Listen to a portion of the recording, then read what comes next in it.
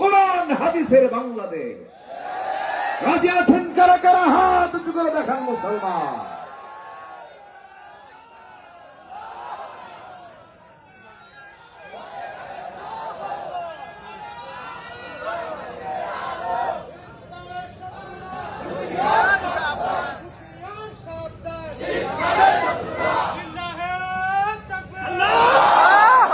আল্লাহ কবুল করুন, জোরে বলি আমিন, আরো জোরে আমিন। রাগ করলেন নাকি? যদি আমরা একটু রাষ্ট্র নিয়ে কথা বলি, সমাজ নিয়ে কথা বলি, রাজনীতির যদি একটু কথা বলি, তখন একটা মহলের গায়ে চুলকানি শুরু হয়।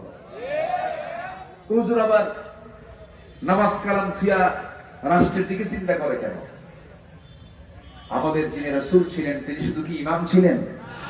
শুধু ইমাম ছিলেন? তিনি ছিলেন রাষ্ট্রনায়ক। যিনি ইমাম তিনি রাষ্ট্রনায়ক হবেন, যিনি রাষ্ট্রনায়ক হবেন তিনি ইমাম হবেন। আমরা এমন একটা রাষ্ট্রনায়ক আমরা বাংলার জমিনে দেখতে চাই। সবাই রাজি আছেন তো ইনশাআল্লাহ?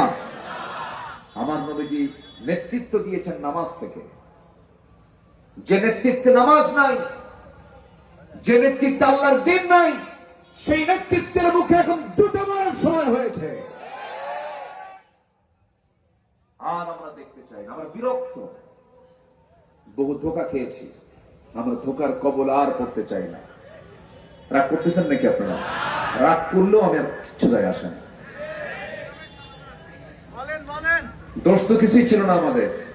আল্লামা সাঈদীর কোন দোষ ছিল বলেন? কোন দোষ ছিল? উনি কি জাতির কোন ক্ষতি করেছিলেন? এদেশের নাগরিক তৈরির মহান কারিগর আল্লামা সাঈদ রাহিমাহুল্লাহ, খুব কাছ থেকে দেখেছি আমি তাকে। আমাকে খুব ভালোবাসতেন। জেলখানা থেকে আমাকে টুপি দিতেন, মাঝে মাঝে টুপি পাঠায় দিতেন, জুব্বা পাঠায় দিতেন। ওনার প্রিয় মাদ্রাসার মাহফিল পর পর 5 বছর আমি করেছি। উনি আমাকে দাওয়াত দিয়েছেন। জেলখানায় গেছে তার ছেলেরা, বলে দিয়েছে আমার আব্দুল্লাহ আমিন যেন আমার মাদ্রাসার মাহফিলে যায়। খুব ভালোবাসতেন। একটা সুস্থ মানুষকে ধরে জেলখানা থেকে বের করে হসপিটালে নিয়ে পরিকল্পিত ঘৃণ্য চক্রান্তের মধ্য দিয়ে তাকে শহীদ করা হয়েছে। সম্মানিত ভাইয়েরা, এমন দৃশ্যের অবতারণা আর বারবার আসুক, এটা কি আপনারা চান? আর দেখতে চাই না আমরা এগুলো। সম্মানিত বন্ধুগণ, তিনি যে আল্লাহওয়ালা ছিলেন,